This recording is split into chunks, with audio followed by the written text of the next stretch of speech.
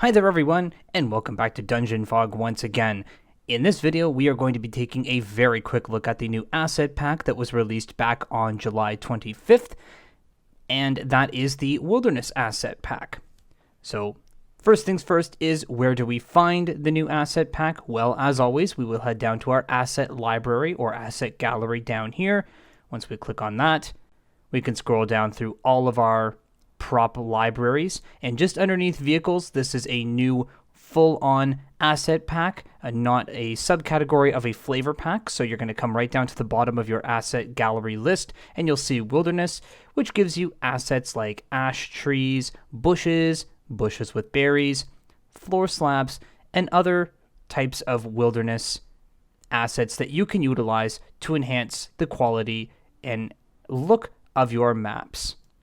Once you've selected all the assets that you want to use, you simply close your asset library, and of course they will appear on your asset library list. You can simply collapse all these menus here if you wish to find the specific wilderness asset pack.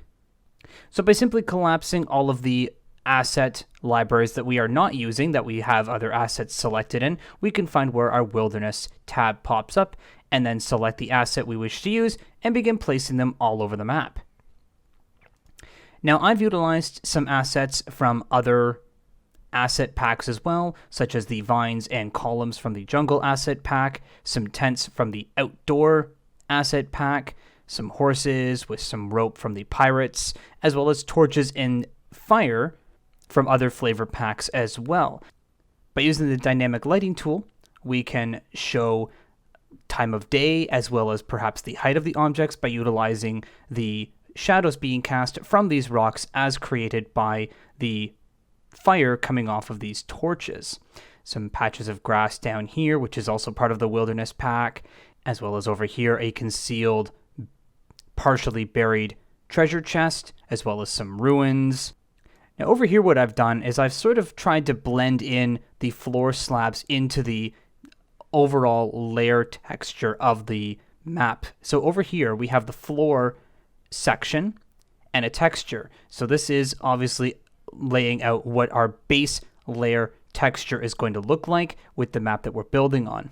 By playing around with the transparency of each individual floor slab, I'm able to show how, as you progress towards the center of the encampment, the floor slabs become much more prominent and less overgrown by the base floor texture that I've selected for this map. Coming up here, we can see that there's some clotheslines, some campfires with some bonfires, utilizing that same transparency setting that I employed down here in the lower section of the map as well. And casting as much shadow as I can in areas where there is lighting. So utilizing floor slabs and rotating the assets around to create a curved path leading up to a spring surrounded by crumbled rock into sort of a cliff face over here. And also utilizing brush strokes to indicate denser parts of the forest where there are gaps in between the trees, rather than stacking assets on top of each other to hide any exposed areas on the map. I simply grab a brush tool over here, select the grass that I want to utilize, change its luminosity or its lightness to make it much darker, and then just paint in that area in any section of the map that is exposed, not covered by another asset, to give a sense that these are more dense areas of the forest, but not having to actually stick another asset on top of that. So there you have it, folks. Just a very quick rundown of the new asset pack that was released back on July 25th. I was out of town this past weekend, so I did not have a chance to get this video done ahead of time for you, so I do apologize for the wait on this. However, if you do have any questions, as always, you can leave them down in the comment section below. You can reach out to me on the Discord server if you have any specific questions for me, and as always, I will see you in the next video where we are going to be focusing on cliffs. I'm very excited to show you that one. That has been a video that I've been wanting to do for a while now, and just haven't really found the right way to structure it and to showcase it. but I've been working on some adventure maps for a campaign that I'm actually currently playing in, and so I found out a rather quick way to show you how to do some cliffs to make some rather interesting maps. So be sure to check that out. I will be posting that sometime within the next week or so. So stay tuned.